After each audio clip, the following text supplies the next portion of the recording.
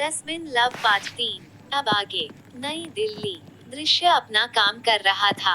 उसी समय प्यून आकर उससे कहता है कि उसे बास ने बुलाया है। दृश्य उसकी बात मानकर बास की केबिन की ओर जाने लगता है। अब मैंने क्या गलती कर दी जो सीधे बास ने बुलाया है। वह बास के केबिन के पास पहुंचकर कहता है, मैं आप कम इन सर। चलिए आपको इस कंपनी के बास से मिलवा देती हूँ। इनका नाम वेद बजाज है। इनकी उम्र लगभग 30 साल है। इनका रंग सांवला था, पर ये दिखने में बहुत खूबसूरत है। इनकी खूबसूरती ऐसी है कि बड़े बड़े हीरो भी इसके आगे फीके नजर आए। ये बजाज इंडस्ट्रीज के मालिक है।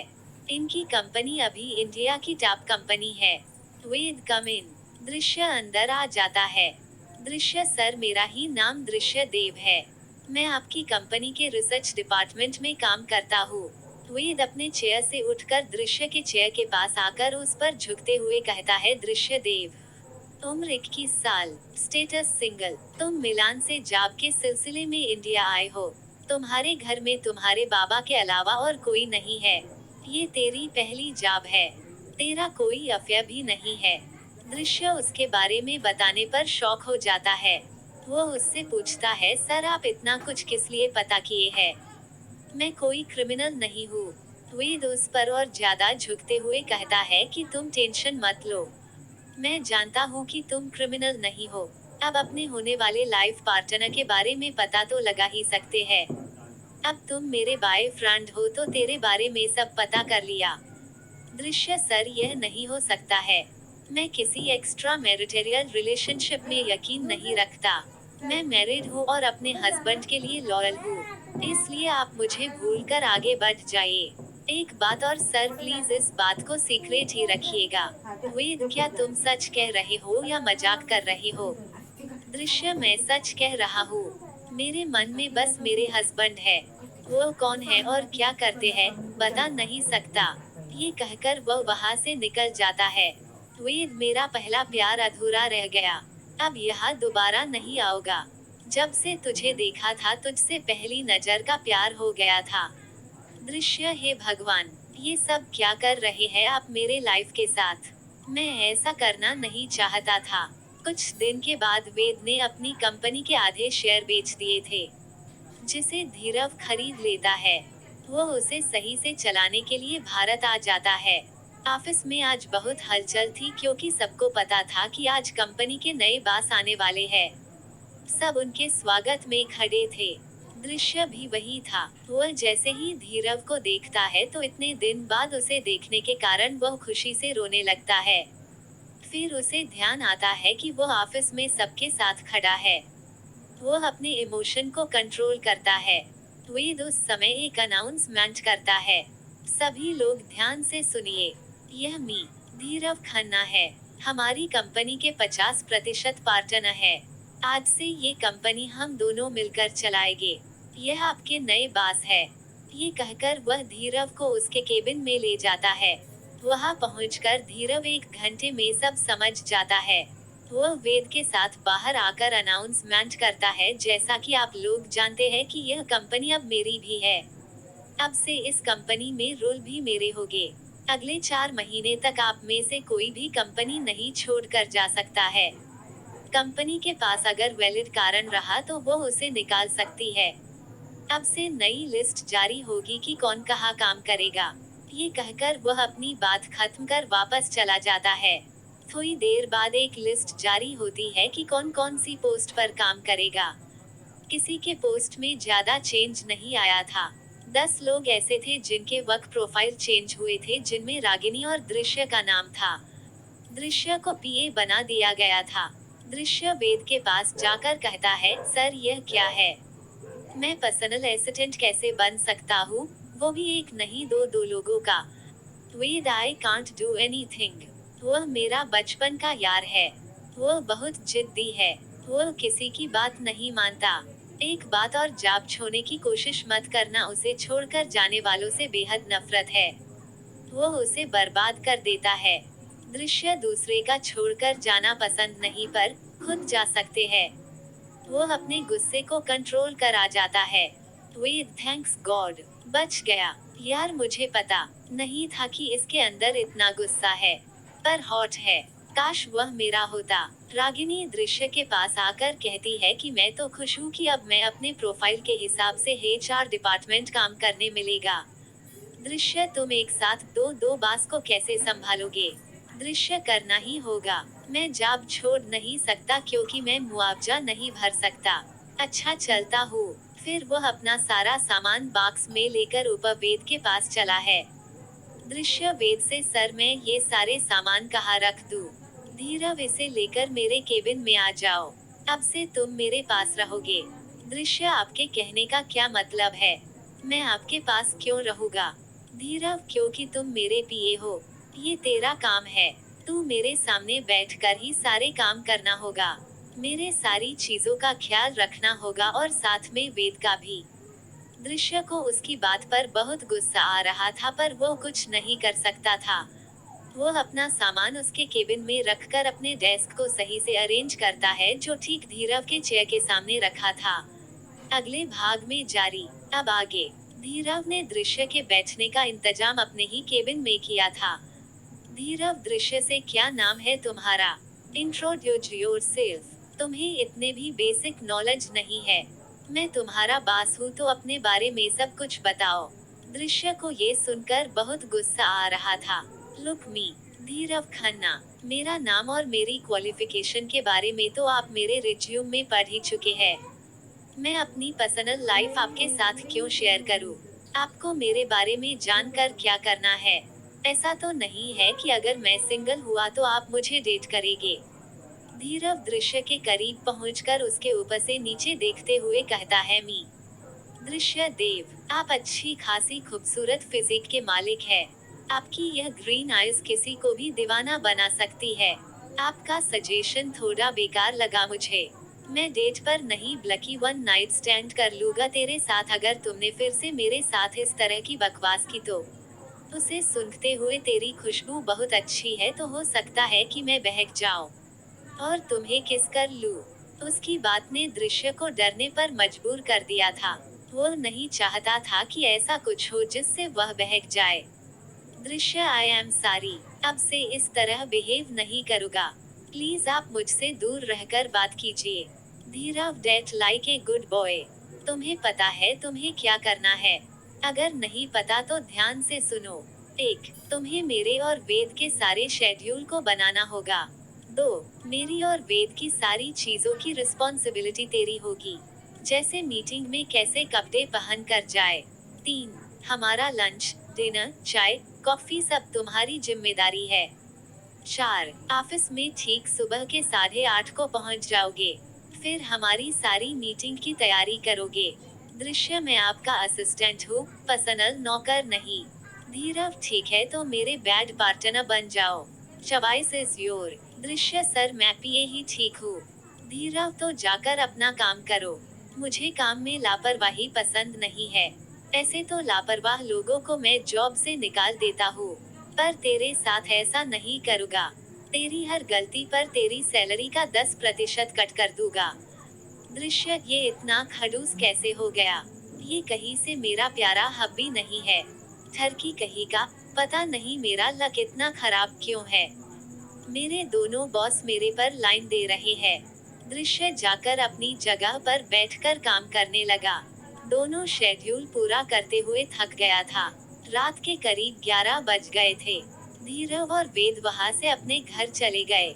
दृश्य ने जल्दी से अपना बैग उठाकर घर के लिए निकल गया। घर पहुंचकर वह जल्दी से अपने और अपने दादा के लिए खिचड़ी बनाता है। आज उसका खाना बनाने का बिल्कुल मन नहीं था। वो जल्दी से खाना अपने भी खाता है और अपने दादा को भी खिलाता है। दृश्य बाबा, मैं एक अच्छा बेटा नहीं हूँ। आपको ढंग का खाना भी नहीं खिला पाता। सुमित बकवास किया तो मार खाएगा। आज इतनी देर कैसे हो गई? तू टेंशन में लग रहा है। दृश्य बाबा, अब से देर ही होगी। मेरा वर्क प्रोफाइल बदल गया है। बस और कोई बात है? दृश्य अपने दादा से धीरव की बात छुपा लेता है क्योंकि वह नहीं चाहता था कि यह सब जानकर उसके बाबा टेंशन करे। थोड़ी देर बाद वह दोनों सो जाते हैं। अगली सुबह दृश्य जल्दी ब्रेकफास्ट और लंच तैयार कर रख देता है। फिर वह अपना खाना जल्दी फिनिश कर ऑफिस पहुंचकर सारा शेड्यूल पूरा करने लग जाता है। वो गलती अफोर्ड नहीं कर सकता था। ऐसे ही उसके दिन बीत रहे थे। एक दिन उसे 5 बजे छुट्टी मिल गई क्योंकि उसके बाबा की तबीयत खराब थी। वो जल्दी से घर पहुंचता है तो देखता है उसके बाबा अब ठीक थे और आराम कर रहे थे। वो उन्हें डिस्टर्ब नहीं करता और अपने कपड़े चेंज कर डिनर बनाने लगता है। थोड़ी देर बाद उसके मोबाइल पर धारवी का कॉल आता है। धारवी, दृश्य कैसे हो? आजकल तुम हमें भूल गए हो। एक कॉल भी नहीं करते हो। दृश्य, मेरी प्यारी बहना, कॉल करने के लिए समय होना चाहिए। जब से वह डेविल, दुष्ट, पापी, वाहियात इंसान, घमंडी, नकचढ़ा और बददिमाग बास बना है, उसने मेरा जीना हराम कर दिया है। इतना तो आज तक परेशान नहीं हुआ था। जानती हो, वह इडियट मुझे दिन रात टॉर्चर करता है और मैं कुछ नहीं कर सकता। तुझे पता है कि हब्बी कहाँ है? धारवी कौन है वो? आज इतने दिनों बाद धीरव भाई को पूछ रही हो। उनकी याद आ रही है। मैं जानती थी कि तुम जरूर आओगे। दृश्य, ज्यादा अपने दिमाग को मत दौड़ा। याद तो तब करूँगा जब तेरा भाई मुझे फुर्सत देगा। ये कहकर वह सब कुछ उसे बता देता है। धारवी उसकी बात सुनकर शॉक हो गई और उसने कहा, तू सच कह रहा है? धीरव भाई तेरे पास है? दृश्य, यार, मैं सीरियस हूँ। उसने मेरी बैंड बजा दी है। एक तो वह दिन भर मुझे घूरते रहता है। उसकी आंखों को देखकर ऐसा लगता है कि अगर आंखों से मर्डर हो सकता तो मरने वाला पहला इंसान मैं होता और मारने वाला वो होता। पूरे ऑफिस में उसे सबसे गलत मैं ही लगता हूँ। वो मुझे इतना परेशान करता है जैसे मैं उसकी वाइफ हूँ। धारवी, तो क्या तुम उसकी वाइफ नहीं हो? दृश्य, अरे यार, तुझे पता है ना, मेरे लाइफ में बस मेरा पति है। पर उन्हें तो नहीं पता ना। जीना मुहाल हो गया है। एक तो उन्हें देखकर ही सांसें तेज हो जाती है। उस पर उनकी आवाज मुझे पागल बनाती है। पर क्या फायदा, उनके लिए तो मैं बस एक पीए हूँ। अच्छा, फोन रखता हूँ। अगले भाग में जारी। अब आगे। दृश्य के फोन रखने के बाद धारवी खुशी से नाचने लगी थी। उसे नाचता देखकर नैना और नीरा उसके पास आकर कहते हैं कि क्या हुआ जो तुम खुशी से नाच रही हो। उसी समय धीरेंद्र और धीरज भी वहां आते हैं। वो दोनों भी उन तीनों को देखते हुए कहते हैं कि क्या हुआ जो वो लोग ऐसे हैं। धारवी धीरेंद्र के गले लगकर कहती है, वाह भाई, यू आर ग्रेट। आपने कंपनी खरीद ली और धीरव भाई को वहां भेज भी दिया। धीरेंद्र, क्या बकवास कर रही हो? अभी तो मैं बस पता लगा रहा हूँ कि वह किस कंपनी में है। उसका मालिक कौन है? अभी कुछ भी बात आगे नहीं बढ़ी। और जहाँ तक धीरव का सवाल है तो वह अपने काम से इंडिया गया है। उसने वहाँ पर कोई कंपनी में पार्टनरशिप खरीदी है। वो उसे सेटल करने के लिए वही है। मैं ये सोच रहा था कि उसके काम खत्म होने से पहले ही सब पता लगाकर वो कंपनी अपनी बन जाए। धारवी उसकी बात पर जोर जोर से हंसने लगती है। फिर वह अपने आप को कंट्रोल कर कहती है कि अब कुछ करने की जरूरत नहीं है। धीरेंद्र परेशान होकर कहता है, क्या मतलब है कि अब जरूरत नहीं है? दृश्य ने किसी से रिलेशनशिप तो एक्सेप्ट नहीं कर लिया। वो ऐसे कैसे धीरव को छोड़कर आगे बढ़ गया और इस बात पर तू नाच कैसे सकती है? मैं एक ननका डफर हूँ। कोई काम समय से पूरा नहीं कर सकता। धारवी, रिलैक्स भाई, आपको लगता है कि दृश्य सच में आगे बढ़ सकता है? उसके बाद उसने सबको वह सब बता दिया जो दृश्य ने उसे बताया था। नैना, इसमें एक प्रॉब्लम तो यह है कि दृश्य की इमेज खराब हो रही है। क्यों ना हम सब भी दिल्ली चले? इसी बहाने दोनों से मुलाकात हो जाएगी और मैं भी मॉम डैड से मिल लूंगी। नीरा, ये तो बहुत अच्छी बात है। मेरा भी मेरी फैमिली से मिलना हो जाएगा। सब उसकी बात मानकर दिल्ली जाने का सोचते हैं। इधर भारत में दृश्य धीरव को देखकर ही गलती करने लगता था। एक दिन उससे गलती से धीरव के पैंट पर पानी गिर जाता है।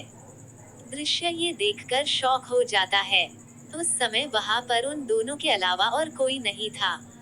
धीरव दृश्य के कमर को पकड़कर अपने पास खींचकर अपने होठ को उसके होठ पर रखकर वह किस करने लगता है और उसके लोअर लिप को बाइट कर लेता है।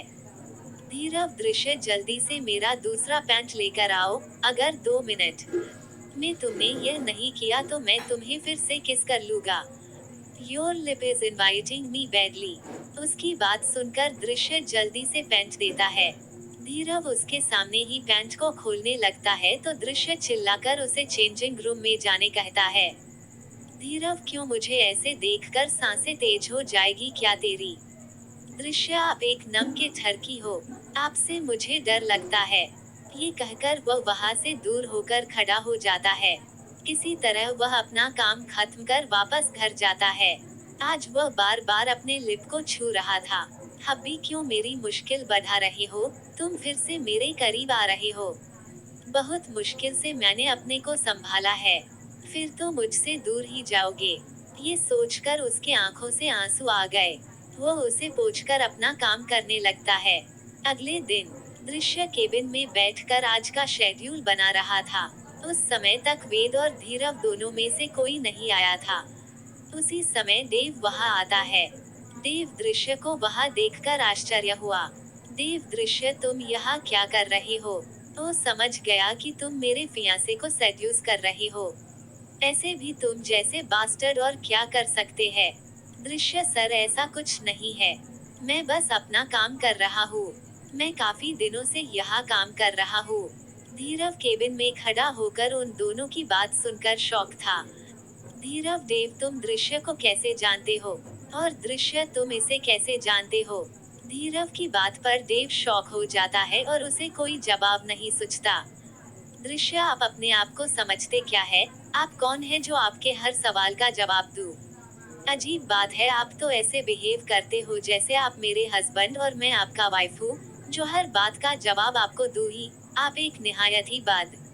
इसके आगे के शब्द उसके मुंह में रह गए क्योंकि आज एक बार फिर से धीरव ने उसे लिप को अपने लिप से लाक कर पैशनेट किस करने लगा। 15 मिनट के बाद वह उसे छूते हुए कहता है कि जवाब दो जो भी पूछा जाए, वरना your lip is so juicy, it is inviting me badly. समझ गए? दृश्य सर हिलाकर स्वीकार कर कहता है कि हम दोनों एक दो बार मिलान में मिले हैं जिसमें हमारा एक्सपीरियंस एक दूसरे के साथ सही नहीं रहा। बस यही बात है। ये कहकर वह अपने डेस्क पर चला गया। देव, धीर, यह सब क्या था? तुम मेरे फियांसे हो। हम दोनों एक दूसरे को डेट कर रहे हैं। पिछले 4 साल से हम रिलेशनशिप में हैं। कुछ ही दिनों में हमारी एंगेजमेंट और शादी है। और तुम मुझे छोड़कर मेरे सामने उस बास्टर्ड को किस कर रहे हो? इसका मतलब मैं क्या समझूं? धीरव, जब तुम मुझे छोड़कर अपने फ्रेंड के साथ मिलकर आराम से अपने डिजायर पूरी करते हो तो मैं इसका मतलब क्या समझूं? तू छुपकर यह सब करता है तो सब सही है। ठीक अगली बार से मैं भी ऐसा ही करूं तो सही है। धीरव की बात पर देव और दृश्य दोनों शॉक होकर उसे देख रहे थे। देव इसलिए कि उसने नहीं सोचा था कि धीरव को उसकी सच्चाई पता चल गई है, फिर भी वह शांत और नॉर्मल है। दृश्य इसलिए कि उसे लगा क्या वह ऐसा गिरा हुआ लड़का है जिसके साथ कुछ भी किया जा सकता है। उसे अपने आप पर रोना आ रहा था क्योंकि उसका प्यार, उसका पति उसे बस एक खिलौना समझकर खेल रहा है। ऑफिस के बाद वह अपने घर जाने के लिए निकलता है तो धीरव, आओ मैं तुम्हें छोड़ देता हूँ। दृश्य अचानक से बोल पड़ता है, एक बार तो छोड़ ही चुके हो और कितनी बार छोड़ोगे? धीरव, मैं तेरी बात का मतलब नहीं समझा। दृश्य का ध्यान अपनी कही बात पर जाता है और वह बात को संभालते हुए कहता है कि मुझे कई जगह जाना है तो आप कहाँ कहाँ छोड़ेंगे? मैं खुद से चला जाऊंगा। ये कहकर वह निकल जाता है। दृश्य अपने मन में आज तो बाल बाल बच गया। आज तो हब्बी पीछे ही पड़ गए थे। आई होप उन्हें मुझ पर यकीन हो गया हो। अगले भाग में जारी। Please comment and share. अब आगे। दृश्य की सांसें धीरव के सवाल से तेज हो गई थी। उसने किसी तरह अपने आप को संभालकर धीरव को जवाब दिया था। वह तेजी से घर पहुंचकर चेयर पर बैठकर अपने आप को शांत करने लगता है तो उसके नाक में खाने की सुगंध आती है। दृश्य, ये बाबा मेरी बात क्यों नहीं मानते हैं? कितनी बार कहा है कि घर का काम करने के लिए मैं हूँ ना, सिर्फ आराम करे और अपना ख्याल रखे। बाबा, आपसे कितनी बार कहा है ना, आप अपना ख्याल रखिए। आपके अलावा मेरा और कोई नहीं है। सब लोग मुझे कचरे की तरह अपनी लाइफ से निकाल फेंकते हैं। चाहे वो मुझे जन्म देने वाले माँ बाप हो या जबरन बना मेरा पति हो। सबके लिए मैं एक कचरे से ज्यादा नहीं हूँ। सुमित बच्चा, यह क्या कह रहा है? तू मेरा पोता है। तू जानता है ना मैं तुझसे बहुत प्यार करता हूँ। दृश्य, मैं जानता हूँ कि आप मुझसे बहुत प्यार करते हैं और मैं भी आपसे बहुत प्यार करता हूँ। पर मेरी लाइफ की जो सच्चाई है वो बदल तो नहीं ना जाएगी। सुमित, क्या तुम जानते हो कि तुम मेरे पोते नहीं हो? मैंने तुझसे झूठ बोला है। दृश्य, नहीं बाबा, आप मेरे दादा हो। आपके अलावा मेरा और कोई नहीं है। आपने कोई झूठ नहीं बोला। जब मैं 10 साल का था, एक दिन मैंने गलती से आपकी और मेरे डैड की बात सुन ली थी, जिसे सुनकर बहुत शौक हुआ था। मुझे पता चल गया कि मैं एक अनाथ नहीं ब्लकी बास्टर्ड हूँ, जो अपने माम डैड की गलती की निशानी है। सुमित, तुम ये बात जानते थे तो फिर कभी मुझसे कुछ पूछा क्यों नहीं? बताओ। दृश्य, उस दिन मुझे लगा कि मेरे डैड ही मुझसे इतनी नफरत करते होंगे कि उन्होंने 15 दिन के बच्चे को कचरे में फेंककर आजाद होना चाहते हैं। मेरी माँ मुझसे प्यार करती होगी। ये सब कहते हुए उसके आंसू बहने लगते हैं। फिर वह अपने को संभाल कर बोलता है, पर उस दिन मेरा वो भम्र भी टूट गया जब माम ने आपको मुंह मांगी रकम ऑफर की कि आप उनका पीछा मुझसे छुड़ा दे। उसके बाद मैंने अपनी लाइफ का सबसे बड़ा सच जान लिया कि मैं एक ऐसी औलाद हूँ जिसकी किसी को जरूरत नहीं थी, फिर भी दुनिया में आ गई।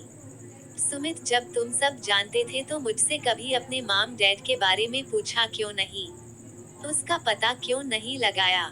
जब तुम ये जानते थे कि मैं तुम्हारा बाबा नहीं हूँ, फिर भी तुमने अपनी लाइफ क्यों बर्बाद की? दृश्य, जिनके लिए मैं कचरा से ज्यादा कुछ नहीं था, उनके बारे में जानकर क्या करता? वो जब मुझे जन्म के समय नहीं अपनाए, वो उस समय क्या अपनाते, इसलिए कभी नहीं पूछा।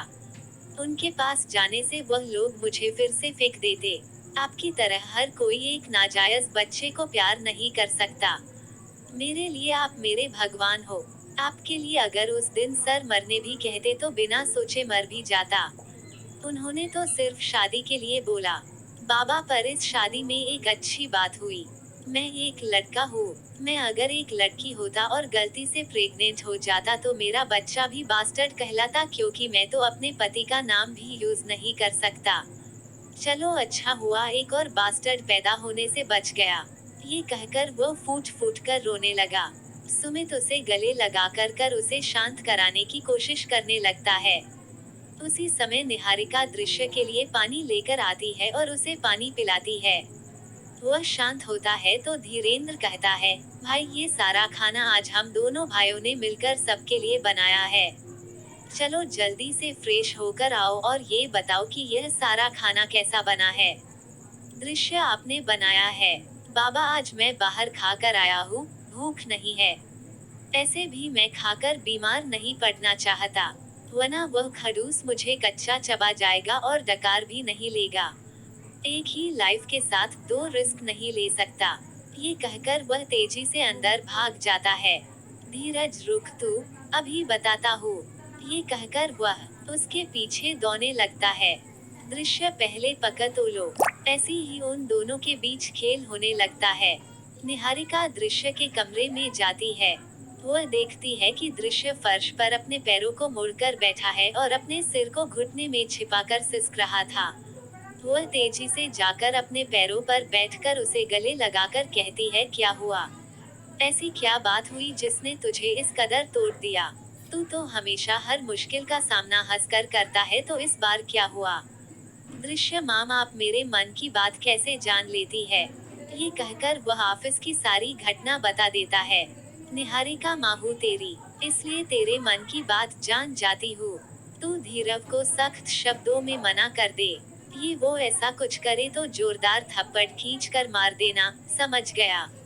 तू कोई खिलौना नहीं है, जीता जागता इंसान है।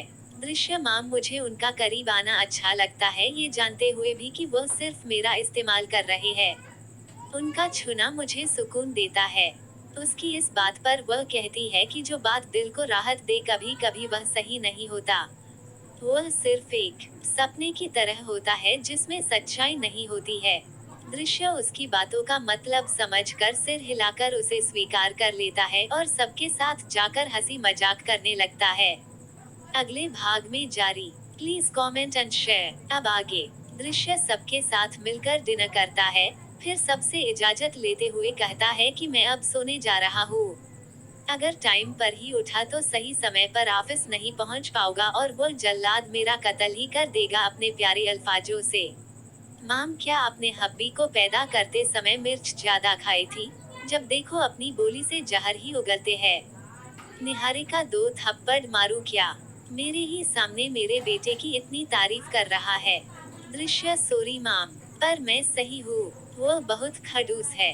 ये कहकर वो सोने चला जाता है। नैना और नीरा बहुत स्ट्रोंग है। दृश्य, इतनी बड़ी सच्चाई जानकर भी किसी से भी कुछ नहीं कहा। उसे भी खुशियाँ मिलनी चाहिए। मैं कल सुबह ही देवर जी से बात करूँगी।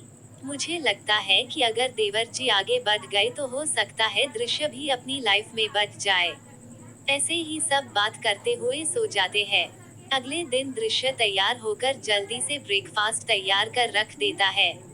फिर वह एक टिश्यू पेपर में सैंडविच और कटलेट पैक कर रखता। फिर वह अपना ब्रेकफास्ट फिनिश कर जल्दी से ऑफिस जाता है। ऑफिस में दृश्य जल्दी से केबिन में जाता है। उसे आज पूरे 5 मिनट लेट हो गए था। वह जैसे ही केबिन में घुसता है कोई उसे खींचकर अपने सीने से लगा लेता है। उसकी पीठ दूसरे आदमी के सीने से लग जाती है।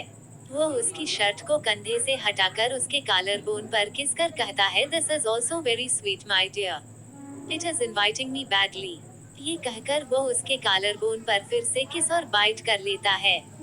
वो उसकी ईयरबोल पर काट लेता है। वो कोई और नहीं, धीरा भी था। उसके छुअन से दृश्य पिघल रहा था और उसे अपने करीब महसूस कर रहा था। तभी उसे याद आता है कि धीरव उससे नहीं, देव से प्यार करता है। वो अपने होश में आकर धीरव को धक्का देकर अपने से दूर करता है और कहता है, मी खन्ना, आज के बाद अगर आपने मुझे छुआ तो मैं आपकी हाथ तोड़ दूंगा। मुझसे दूर रहिए। मैं कोई खिलौना नहीं हूँ जो आप मेरी मजबूरी का फायदा ले। धीरव, क्यों तुम्हें मेरा टच पसंद नहीं है? अगर ऐसा है तो तुम बार बार मेरे करीब आने से मदहोश क्यों हो जाते हो? दृश्य इस बात का कोई जवाब नहीं देता है। धीरव, कल मेरी एंगेजमेंट है देव के साथ। बस आज की रात है मेरे पास, उसे हम साथ मिलकर सेलिब्रेट करते हैं। आज का पूरा दिन हम साथ बिताते हैं और रात भी हसीन बन जाएगी एक दूसरे के साथ। दृश्य, अपनी बकवास बंद कीजिए। अभी तक आपके किसी बदतमीजी का जवाब नहीं दिया। अगली बार ऐसा कुछ कहा या किया ना तो मुंह तोड़ दूंगा। फिर करते रहना एंगेजमेंट। धीरव अपने केबिन में बैठकर सबको अपनी एंगेजमेंट के लिए बुलाता है। ये सुनकर दृश्य को बहुत हर्ट हो रहा था पर वो कुछ रिएक्ट नहीं करता। शाम को वह वापस घर जाने लगता है तो धीरव उससे कहता है, दृश्य, तुम अपनी पूरी फैमिली के साथ मेरे एंगेजमेंट में आओगे। यह मेरा ऑर्डर है। अगर तुम ऐसा नहीं किए तो तेरे लिए बहुत बुरा होगा। उसकी बातों से धमकी लग रही थी। शाम के समय सब लोग तैयार हो रहे थे। दृश्य ने भी अपने और अपने बाबा के लिए ड्रेस निकाल दिया। धीरेन्द्र, दृश्य, तू सच में उसकी एंगेजमेंट में जाएगा? उसे किसी और का होते देख क्या तू बर्दाश्त कर पाएगा? दृश्य, करना ही होगा। जो सच है उसे मैं कैसे बदल दूं? जल्दी कीजिए वरना लेट हो जाएगा। सब लोग तैयार होते हैं। उसी समय दृश्य तैयार होकर आता है। उसने आज रेड टी शर्ट के साथ ब्लैक जीन्स और ब्लैक जैकेट पहन रखा था। उसने आज निहारिका की दी घड़ी और धीरव का दिया जूता पहना था। सब लोग होटल पहुंचते हैं। वहां धर्मेंद्र जी पहुंचे थे। दृश्य को वहां देखकर उन्हें बहुत गुस्सा आता है। वह स्टेज पर जाकर अनाउंसमेंट करते हैं, ladies and gentleman, thanks you for your coming. आज मेरे बेटे धीरव की एंगेजमेंट दिव्येंद्र बजाज उर्फ देव के साथ है। आप लोग मेरे बेटे की खुशियों में शामिल हो। आप लोग के मनोरंजन के लिए कुछ लोग बुलाए गए थे पर वह नहीं पहुंच सके। पर आपके मनोरंजन में कोई कमी नहीं रखी जाएगी। इसलिए मेरे कंपनी में काम करने वाले एक मामूली से पीए दृश्य आपके लिए गाना गाएंगे। दृश्य, सर, मैं गाना नहीं गा सकता हूँ। मुझसे नहीं होगा। धर्मेंद्र, गाना तो होगा ही। अगर तुम नहीं चाहते कि मैं तुम्हें या तुम्हारे बाबा को नुकसान पहुंचाऊं तो मेरी बात मानकर गाना गाओ। तू अपने ही हस्बैंड के एंगेजमेंट पार्टी में गाने वाला पहला इंसान होगा। तो जाओ और गाना गाओ। दृश्य उसकी बात मानकर गाने लगता है। सच मेरे यार है। बस वही प्यार है जिसके बदले में कोई तो प्यार दे। बाकी बेकार है यार मेरे। जिस हाथ में ये बदले में आंसू बहे जा रहे थे, वो उसे रोकने की कोशिश भी नहीं कर रहा था। धीरेन्द्र डैड को आखिर प्रॉब्लम क्या है? वह क्यों उसे हट करते रहते हैं? उसकी जिंदगी से खेलकर उन्हें संतोष नहीं हुआ जो बार बार उसे चोट पहुंचाते हैं। धर्मेंद्र स्टेज पर आकर अनाउंस करता है कि धीरव और देव स्टेज पर आए और रिंग एक्सचेंज करके एंगेजमेंट को पूरा करे। धीरव और देव स्टेज पर आते हैं। दृश्य रोते हुए लगातार धीरव को देख रहा था। देव धीरव को रिंग पहना देता है और विनिंग स्माइल के साथ दृश्य को देखता है जो अब अपने घुटने के बल पर जमीन पर बैठा था। अब उसकी आंखों में आंसू की जगह खालीपन था। देव अपने हाथ को बढ़ाकर धीरव को रिंग पहनाने कहता है। धीरव अपने हाथ से रिंग निकाल कर कहता है, वाइफी अब भी कुछ नहीं बोलोगे? अपने हब्बी को किसी और का होने दोगे? धीरव दृश्य के गले लगकर कहता है, मैंने इतनी कोशिश की कि तू अपने आप मेरा प्यार कबूल कर सबके सामने ये बोले कि मैं तेरा हूँ। पर तुझे मुझसे, मेरे साथ, मेरे प्यार से ज्यादा तेरा दिया वादा जरूरी था। इसलिए तू अभी भी नहीं बोला। पर मैंने तेरे अलावा किसी को वचन नहीं दिया। इसलिए मैं ये सबके सामने घोषित करता हूँ कि हम दोनों मैरिड है। मैं तेरा पति हूँ। ये सुनकर दृश्य उसके गले लग जाता है। धीरव, तुझे क्या लगा था मैं ऐसे ही तेरे पास आ गया? नहीं, मैं दिल्ली आने के पहले ही अपने और तुम्हारे रिश्ते को जान चुका था। मैं बार बार तेरे करीब आया जिससे तू फिर से मुझे अपना ले, पर तू अपने वादे पर कायम रहा। तुझे परेशान किया कि चिढ़ कर ही तू मुझे सच बता दे, पर फिर नहीं बताया। जब वो वेद का बच्चा तुझे प्रपोज किया था ना, तो ये जानकर मेरा मन तुझे मारने का हुआ, पर जब उस वेद ने ये बताया कि तूने उसे मना कर दिया तो मुझे बहुत खुशी हुई। ये कहकर वह सबके सामने उसे रिंग पहना देता है और उसके पॉकेट में रखी रिंग को खुद को पहनाने कहता है। दृश्य उसे रिंग पहना देता है। अगले भाग में जारी। Please comment and share. अब आगे। धीरव ने दृश्य से एंगेजमेंट कर ली थी। इसके साथ ही उसने अपने रिश्तों का सच सबको बता दिया था। धर्मेंद्र जी को उसकी बात पर बहुत गुस्सा आ रहा था। वह धीरव को बोलते हैं, बेवकूफ, यह क्या कर रहा है? एक हीरे को छोड़कर कचरा को चुन रहा है। जानता है यह एक बास्टर्ड है। धीरव, मुझे किसी चीज से मतलब नहीं है। अगर वह इतना ही खराब था तो क्यों उसे मजबूर कर मेरी लाइफ में लाए? अब मैं उससे जुड़ चुका हूँ। हर बार आप मेरी लाइफ का डिसीजन नहीं ले सकते हैं। कभी मेरी शादी एक लड़की से कराने की यह जानते हुए भी कि मैं गे हूँ। फिर अपने पागल बेटे की शादी जबरन दृश्य से कराने की, जबकि आप जानते थे कि वो किसी लड़की को पसंद करता है। फिर मेरे ठीक होने पर उसे दूध में पड़े मक्खी की तरह निकाल कर फेंक दिया। वह मेरा पति है। वह कोई टिश्यू पेपर नहीं है कि उसे इस्तेमाल करके अलग कर दो। धीरव की बात सुनकर दृश्य उसे कसकर पकड़कर खड़ा हो जाता है। उसी समय देव दृश्य को पकड़कर धीरव से दूर करते हुए कहता है, यू बास्टर्ड, तेरी वजह से आज मेरा प्यार मुझसे दूर हो गया। तुम जैसे गंदी नाली के कीड़ों का यही काम होता है। खुद के मॉम डैड के बारे में पता नहीं है। अपने आप को अनाथ कहता है और ये बताता है कि वो सुमित देव का पोता कहता है, पर सच्चाई यही है कि सुमित देव अनमैरिड है तो उनका पोता कहाँ से आएगा? नीरा, बकवास बंद करो। वह क्या है और क्या नहीं, तुझसे जानने की जरूरत नहीं है। चुपचाप वापस जाओ। उसी समय नीरा की माम नीरजा शाह नीरा से कहती है, ये तू क्या कह रही है? तू इस बास्टर्ड का साथ दे रही है। कैसे कैसे लोगों को तुम लोगों ने अपने परिवार में शामिल कर लेते हो। पता नहीं किसका गंदा खून है। दृश्य को सबकी बात पर रोना आ रहा था। दृश्य धीरव से उसे वहां से ले चलने कहता है। दृश्य की बात मानकर धीरव उसे वहां से ले जाने लगता है। तभी वहां पर एक आवाज गूंजती है, कोई कहीं नहीं जाएगा। दृश्य की राहों में किसका गंदा खून है, इसका जवाब आप सबको मिलेगा। ये सुमित की आवाज थी। सुमित की बात सुनकर दृश्य जल्दी से सुमित के पास आकर कहता है, बाबा ऐसा मत करो, ये सिर्फ तबाही लेकर आएगा। सुमित, क्या तुम जानते हो कि तुम्हारे मॉम डैड कौन है? तुमने तो कहा था कि तुम्हें उनके बारे में नहीं पता है। दृश्य, सही कहा था। आज सुबह आपका कपड़ा निकालते हुए मुझे मॉम डैड की चिट्ठी मिली जिसमें उनका नाम था।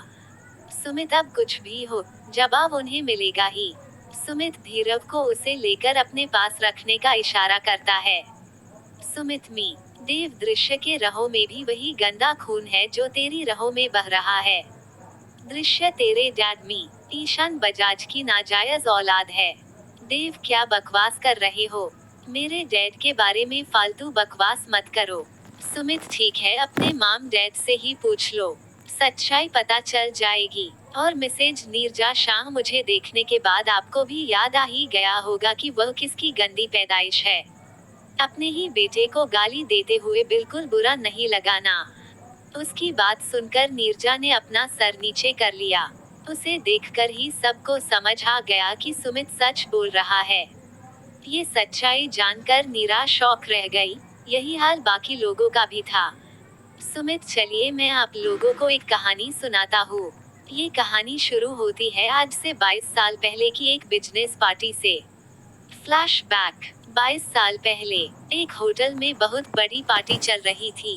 उस पार्टी में बिजनेस वर्ल्ड के दो सबसे बड़े चेहरे मी ईशान बजाज और मिसेज नीरजा शाह भी आई थे। पार्टी में वह लोग ड्रिंक करते हैं। ड्रिंक में ड्रग्स मिले थे जिसे उनके बिजनेस राइवल ने मिलाया था, उन्हें नीचा दिखाने के लिए। ड्रग्स के असर से दोनों एक दूसरे के साथ हो जाते हैं। अगली सुबह वह लोग अपने अपने घर चले जाते हैं। इधर ईशान के घर में उसकी बीवी और 3 बच्चे, 2 लड़का और 1 लड़की थी। उनका एक सुखी परिवार था। दूसरी ओर नीरजा जी के घर में उनके पति और 2 बच्चे, 1 लड़का और 1 लड़की थी। उनके हस्बैंड 3 साल के लिए एक प्रोजेक्ट के सिलसिले में बाहर गए थे। उस रात के कारण नीरजा प्रेग्नेंट हो जाती है। जब तक वह इस बारे में जान पाती, लेट हो गया था। इसलिए मजबूरी में उसे वह बच्चा पैदा करना पड़ा। जैसे ही वह पैदा हुआ, नीरजा जी ने उसे ईशान के पास दे दिया, ये कहकर वह इस नाजायज बच्चे को अपने साथ नहीं रखेगी। दूसरी तरफ ईशान के घर में भी इस बात को लेकर तनाव बहुत बढ़ गया था। इस कलह से बचने के लिए उन्होंने अपने नौकर सुमित को उस बच्चे को कचरा में फेंकने कहा। सुमित उस बच्चे को नीरजा के पास ले गया पर उसने भी उसे अपनाने से इनकार कर दिया। सुमित ने भी उस बच्चे को कचरा में डाल दिया, पर उसके अंदर के इंसान ने उसे ऐसा करने से रोक दिया और वह उस बच्चे के साथ मिलान आ गया। उसे अपने पोते की तरह पालने लगा। Flashback ends. ये सब सुनकर सब लोग शॉक में रह गए। सबसे बड़ा झटका देव और उसके भाई बहन को लगा कि उनका एक और छोटा भाई भी है जिसकी लाइफ उसके मॉम डैड के कारण अभाव में बीती। एक करोड़पति बिजनेसमैन का बेटा होते हुए भी वह ऐसी लाइफ जी रहा है। शायद इससे भी बदतर लाइफ जीता अगर सुमित उस पर तरस खाकर अपनाया ना होता। उसका क्या होता, ये सोचकर ही उनकी रूह कांप उठी। ऐसा ही हाल नीरा और उसके भाई का था। सब सच्चाई जानकर उन्हें सदमा लग गया था। नीरा माम, आपको एक बार भी उस मासूम बच्चे पर दया नहीं आई। आप लोग इतने बेरहम कैसे हो सकते हो? क्यों किया ऐसा आपने? नीरजा, मैंने जो भी किया सब सही था। मेरा परिवार बस तुम दोनों और नवीन है। वह जबरदस्ती मेरे गले पड़ गया। मैं नहीं चाहती थी कि उस अनचाही औलाद के लिए मैं अपना हंसता खेलता घर बिगा दूं। मुझे इस बात कोई रिग्रेट नहीं है। ईशान, मेरी वजह भी सेम यही है। उसके लिए मैं अपनी जिंदगी बर्बाद नहीं कर सकता था। मेरे फैमिली में बस 3 लोग ही है, तू, तेरी माम और तेरा छोटा भाई। समझ गया ना? मेरे पास उसके लिए कोई जगह नहीं थी। वह ऐसे भी अनवांटेड चाइल्ड था जिसकी किसी को जरूरत नहीं थी। उसकी वाइफ ने भी उसका समर्थन किया। दृश्य सबकी बात सुनकर रो रहा था। वो ये सच्चाई जानता था, फिर भी वह अपने आप को रोने से रोक नहीं पाया। उसके मन के कोने में एक छोटी सी आशा थी कि उसे देखकर और उसके बारे में जानकर शायद उसके मॉम डैड भी उसे प्यार और एक्सेप्ट कर ले। आज उसके उस विचार को भी बहुत जोरदार धक्का लगा। दृश्य, हब्बी, प्लीज यहाँ से ले चलो। अब यहाँ नहीं रहना है। बहुत दर्द दे रहा है ये सब मुझे, प्लीज ले चलो। धीरव उसे अपने साथ लेकर जाने लगता है। उसी समय ईशान और उसकी पत्नी और नीरजा को छोड़कर सब लोग, मेरा मतलब उसके भाई बहन और उसके सटेप डैड, दृश्य से माफी मांगते हैं। दृश्य उन्हें माफ कर देता है क्योंकि उसे उन लोगों से कोई गिला नहीं था। धीरव उसे लेकर अपने घर आता है जिसे उसने खरीदा था। दृश्य, हब्बी एक बात बताओ, तुम्हें मेरे बारे में कैसे पता चला? क्या तुम्हें उस समय का याद वापस आ गया? धीरव उसे अपने गोद में बैठाकर अपने चेहरे को दृश्य के चेस्ट में छुपाते हुए कहता है कि नहीं, मुझे कुछ याद नहीं आया। एक दिन ऐसे ही अचानक तेरी डायरी हाथ लग गई और उसे पढ़ने के बाद मुझे सब समझ आ गया था। दृश्य, ओ शिट, वो कैसे छूट गया? मैंने तो सारी चीजें हटा दी थी। धीरव को दृश्य की बात सुनकर बहुत गुस्सा आता है। वो उसके कमर को जोर से दबाकर कहता है कि क्यों मुझसे दूर रहना था। जिस दिन हमारी शादी हुई, उसी दिन से तू मेरा और मैं तेरा हूँ। किसी और के बारे में सोचा ना तो जान ले लेनी है मुझे। उसी समय बाकी लोग भी वहां आए। धीरेंद्र, धीरव, जब तुम सब जान गए थे तो हमें बताया क्यों नहीं? धीरव, आप लोगों को सबक सिखाना था। किसी ने मुझे सच नहीं बताया तो मैंने भी अपना सच नहीं बताया। बस बाबा को पता था कि मुझे सारा सच पता है। मैं मिलान से जब दिल्ली आया तो सबसे पहले बाबा से मिला। फिर उनसे मिलकर मैंने ये प्लान बनाया। अब बहुत बातें हो गई, बाकी की बातें कल होगी। आज मेरी फर्स्ट नाइट है और मुझसे अब कंट्रोल नहीं हो रहा है, इसलिए मैं अपने कमरे में अपनी वाइफी के साथ जा रहा हूँ। दृश्य आता है, आप सच में एक। उसके आगे वो कुछ नहीं बोल पाया क्योंकि धीरव ने सबके सामने ही उसके होठों को अपने होठों से कैप्चर कर पैशनेट किस करने लगता है। फिर उसे अपने गोद में उठाकर अपने रूम की तरफ बढ़ जाता है।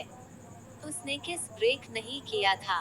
वो उसे बेड पर लेटा देता है और खुद उसके ऊपर आ जाता है। लगभग 20 मिनट बाद वो उसके होठ को छोड़ता है। उसके किस और बाइट करने की वजह से उसके होठों पर कई कट लग गए थे जिससे हल्की हल्का खून आ रहा था। धीरव, वाइफी अभी तो कुछ भी नहीं है। आज मैं तेरे बदन के हर हिस्से पर अपनी निशानियां छोड़ता जाऊंगा। आज तेरी सिसकियां निकलती रहेगी। ये कहकर वो उसके कॉलर बोन पर किस और बाइट कर रहा था। दृश्य की आवाज बाहर तक सुनाई दे रही थी। नैना और नीरा, देवर जी, आपकी वाइफी की आवाज बाहर तक आ रही है। धीरव, वो तो आएगी ही। अगर आप लोग को प्रॉब्लम है तो कान में रुई डाल लीजिए। आपके भाई के सिसकियों से यह घर रात भर गूंजेगा। मुझसे दूर जाने की सजा भी तो मिलेगी। अपने आप को दर्द देने की सजा भी साथ मिलेगी। भाभी, प्लीज डोंट डिस्टर्ब मी। ये कहकर वह दृश्य के सारे कपड़े निकाल कर फेंक देता है और अपने कपड़े भी हटा देता है। फिर वह दोनों एक साथ इंटीमेट होते हैं। आज धीरव के प्यार में एग्रेशन था। एक तड़प थी जो दृश्य के पास होने से बढ़ गई थी। अगली सुबह वह लोग उठते हैं। आज सही मायने में उनके प्यार को मंजिल मिल गई थी। वो दोनों एक हो गए थे। अब उनके रिश्ते में बस प्यार ही था। समाप्त। Please comment and share. Take care.